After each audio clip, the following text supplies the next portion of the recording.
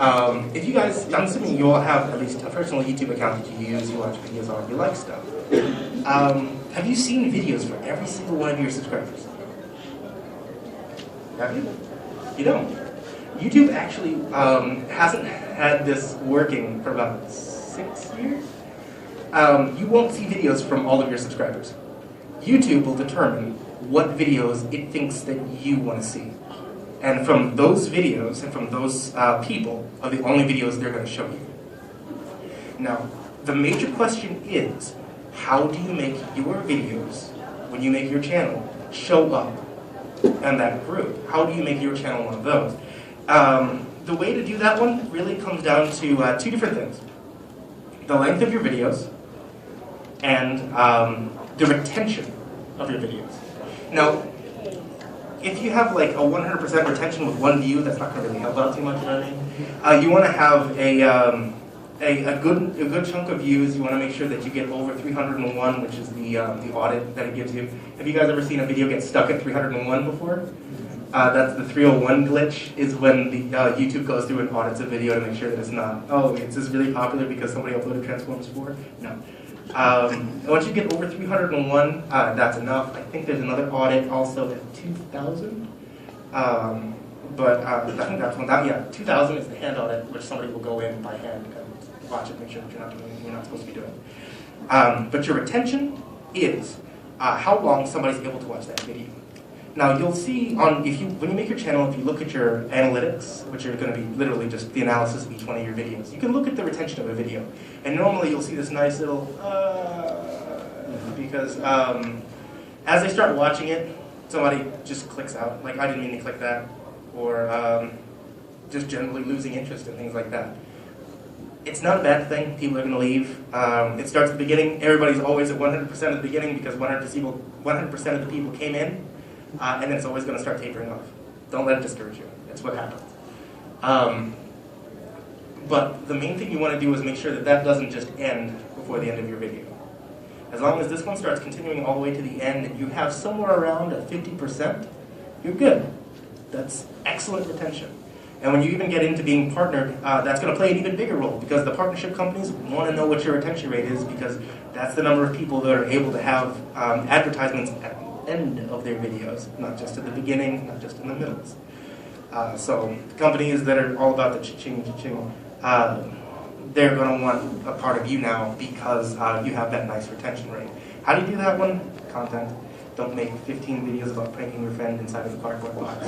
He's going to hate you for it. The other thing was the length of the video. Now the length of the video really kind of plays into retention. I only say this because you could have Transformers 4 uploaded onto YouTube, and I guarantee you that a good number of people, just like what's actually going to happen when the movie comes out, are going to walk out of the theater halfway into the film, just because it's so long. When you go onto the internet, like how many people just go onto the internet just like on your phone? Like how many times have you done it? Like right now since I started talking. And if you're going to watch a video, like let's say I'm just going to watch a YouTube video because my professor's talking in class. Don't actually do that. I'm going to watch a video real quick. I'm going to watch something maybe 2 minutes, 3 minutes, tops. I'm not going to watch a 20-minute video. I mean, that's the thing. He could have given away the answers to the test and I missed it. Having the length of your videos, and you'll notice this a lot, or at least this is one of the tricks, and I probably shouldn't say this because this is a huge thing for me. When it comes down to doing creepypastas, a lot of people like to hear things that are an hour. It's interesting because I'm telling a story. If I'm telling a story that's an hour long, you know that's a pretty good story. It's really in-depth. It builds up the characters. It has a fantastic ending. It has a fantastic amount of build. But that hurts my retention because nobody wants to sit there for an hour and listen to a whole, well, not nobody, some people do. But the majority of the people don't want to sit there for an hour and listen to a whole story. They have things to do. You have lives to live. You have people to see. You have jobs to work. So what I've always done is released small little snippets every once in a while. Every so often, 2-minute video. Every so often, 1-minute video. Why? Because these become really, really high retention. Because you're almost done with the video before you try to close out of it. And that really helps out my retention, which means that if I'm posting like 7 days in a row, 40 minutes, 40 minutes, 40 minutes, 40 minutes, that hurts me. And that's going to tell YouTube, well, people aren't really watching his stuff and they don't really want to watch it. So most of his subscribers, I have 500,000 subscribers. And my average total on each one of the videos is about 30,000 because that other 470,000 don't get it. Whenever I upload, they're not known. They don't know. The only current 30,000, 40,000 know about it. And to make sure that that number changes or at least stays where it needs to be on there so it doesn't all of a sudden fluctuate to saying 495,000 don't know about it, is the fact that I will upload that nice little 2-minute, 1-minute video that people can click on. It has 100% retention right now because, oh, that was a neat little snippet, or that was really dumb. And it allows other people to say, okay, well, if he has a video that's really high in retention, people obviously like this, and they're going to start giving it to more of my subscribers. That's the main thing about it. That's the big secret, is that you always want to have those shorter videos that can really aid your retention rate. Even if you may think it's like dumb, right? You really made a video about men walks into a bra, then let me get that joke right. You really do make a video of that. You think it's the dumbest thing, but somebody will watch it. That's going to end up helping you out. That's going to help you grow faster. 2 things though. One is viral videos. You guys know that one video that always comes out, it's like it has 60 million hits. And it's incredible. Nyan Cat came out with like 600 million hits on it, right? And the Nyan Cat YouTube video channel has like 55,000 people subscribed. Because that was the one video, that was it, right?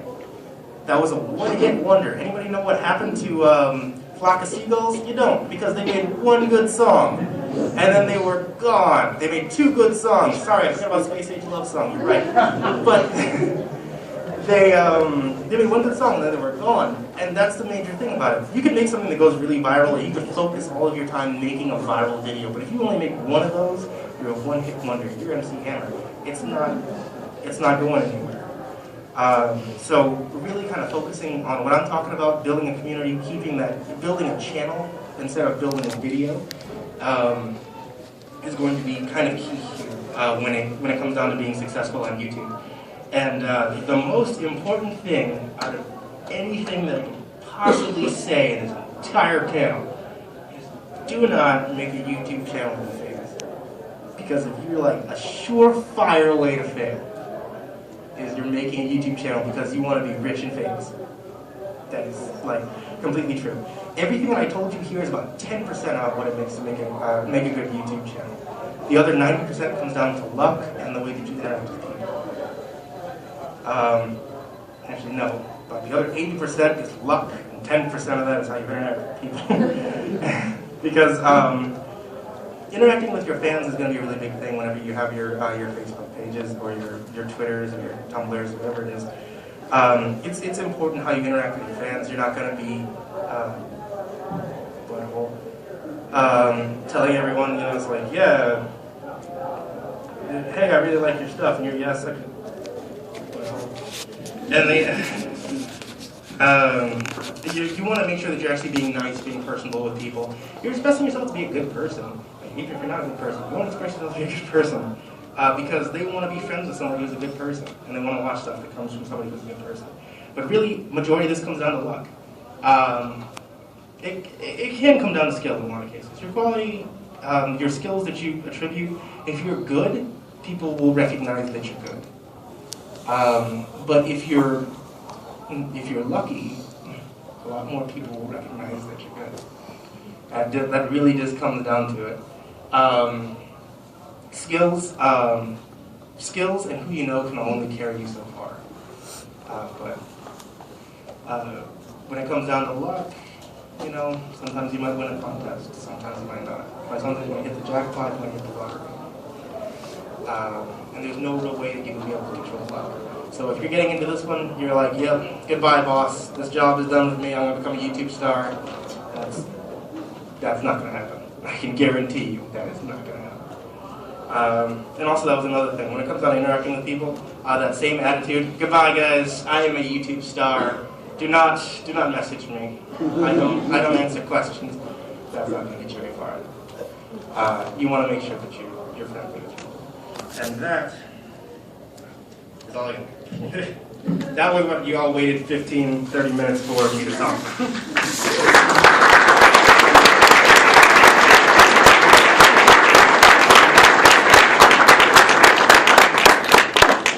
Thank you. Did anybody actually have any kind of question specific to their own channel or for her? Because she hasn't talked at all. I saw your hand in the back, sir, and then I'll get to you, man. How do you get sponsored? How do you get sponsored? That's actually a really good question because I didn't bring that up. You don't really get sponsored when you get into YouTube. The way that works is you can get partnered with YouTube through a Google AdSense if you want to start making money with your video. That's as easy as clicking a button and just going with it. Now, I wouldn't suggest this. I know a lot of people do, but I wouldn't suggest doing that right off the bat. You're not going to just like start up a video, let's put some ads in there. I would suggest building up a little bit of a fan base, getting yourself really rolling with it, then starting with that one. As you start building your channel becomes more desirable to partners, partnership companies. These partnership companies are looking for YouTubers. Like, you don't necessarily have to go out and look for them. And if you do have to go out and look for them, you're not ready to have a partnership company yet. But these partnership companies are looking for YouTubers who have a high retention rate, who have a high amount of views, have a high amount of subscribers. Once you fall into that category where you're desirable enough to them, they'll come to you and they'll generally make you an offer about, hey, we'd like to partner you with a certain amount of revenue share for the advertisers that we have, and we want to know if you want to be able to sign with that. Really, that would be the one thing that I can tell you about that one, because I've seen a lot of channels kind of get ruined by partnership companies, because, again, that was one of those things I said, don't get into this because you're trying to get rich and famous on it. When you're going into that one saying, I'm looking to make money, this is what I want to do, this is going to be my job from now on, you're likely to fall for one of these kind of guys who are going to come to you when you have 20 or 30 subscribers and like, hey, I just want your partner, and then you're gonna say right away, yeah, I want to get paid more for this, let's do it. And he's going to end up screwing you over because he's going to offer you something that looks too good to be true. And it is too good to be true. And he's going to end up taking anything that you could make, or he's giving you Viagra for money. And you don't want that one. Ma'am, I saw you have your hand up over there.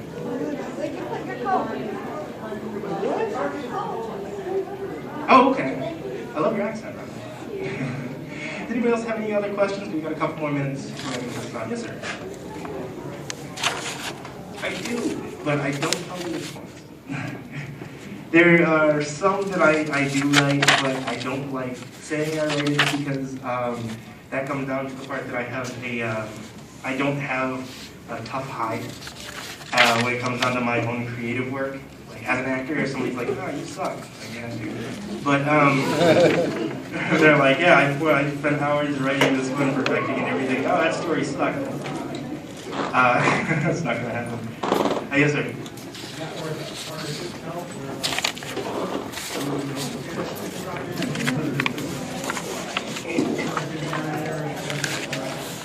Yes. That's not really so much, like, that doesn't deal with your partnership company. Your partnership company really only kind of helps you out with revenue.